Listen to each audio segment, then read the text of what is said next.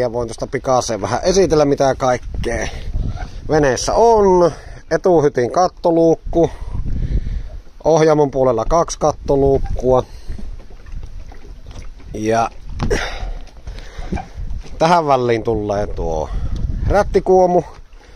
Hyväkuntoinen portaikko molemmin puolin kun tullaan sisälle. Siellä on uutta vaahtosammutinta. Takakaiuttimet löytyy. Polttoainetankki on tuon rappusen alla.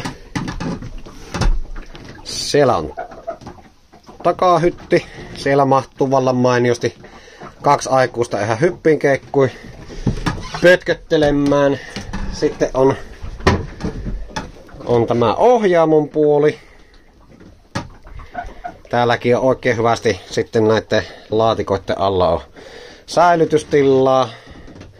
Kaikkiin patjoihin ei ole kankaita vielä keritty laittaa, mutta patjat on leikattu valmiiksi. Sitten täällä on vasta tehdyt sähköt. Siellä on takapilsi, etupilsi, puhallin ja kattovalot. Niille omat sulakkeet. Kaukosäätöinen rele.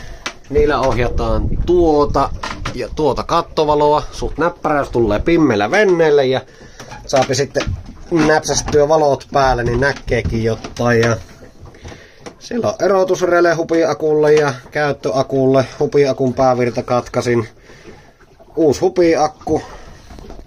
Suhtopakka Exide 90 amperituntinen pääakku. Sille päävirta kytkin. Sittenpä ohjaamo. Siellä on Volvo Penta mittaristo, kaikki toimii. Kierroslukumittari, varoitusvalot, hälytin testit, kaikki hehkut toimii.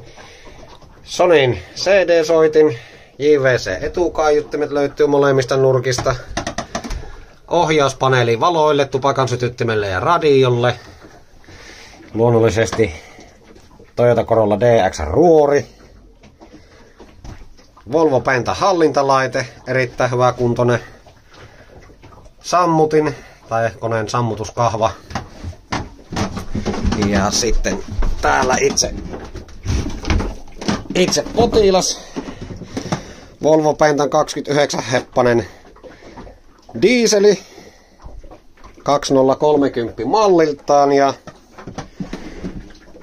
tuolta noin oikealta puolen koneetta niin lohkosta lähti karkuun tuommoinen palanen. Syytä ei tiedä miksi, kone oli huollettu tai huollettiin ja on toiminut tähän asti aivan kuin sveitsiläinen kello ja yhtäkkiä sanoo vaan Kilinkolin McRae eilen tuossa rantautuessa. Ja täällä sitten on tämä etuhytti. Ja täällä mahtuu 2 tai ellei jopa 3 aikuista makoilemaan, että on tilaa varsin hyvästi. Ja tuossa on sitten tuo niin sanottu sähkökeskus. Tuolla ei ole keritty kotelointia vielä tehdä, mutta ei ole kummonen homma näppärältä kaverilta semmonen siihen laittaa. Ja pilsin letkut on kaikki uusittu. Täällä on etuhytin alla, tuolla on 1 automaattipilssi. Koneen alla tuolla noin on 1 automaattipilssi. Ja sitten täällä takakajuutassa tuolla on 1 manuaalipilssi. Yhteistuotto 100 litraa minuutissa pihalle. Ja mukaan kuuluu luonnollisesti tuommoinen Bruse-ankkuri, lepparit, köydet, sammutin, äänimerkin antolaite, venehaka, teleskooppinen ja luonnollisesti traktorivetoinen traileri.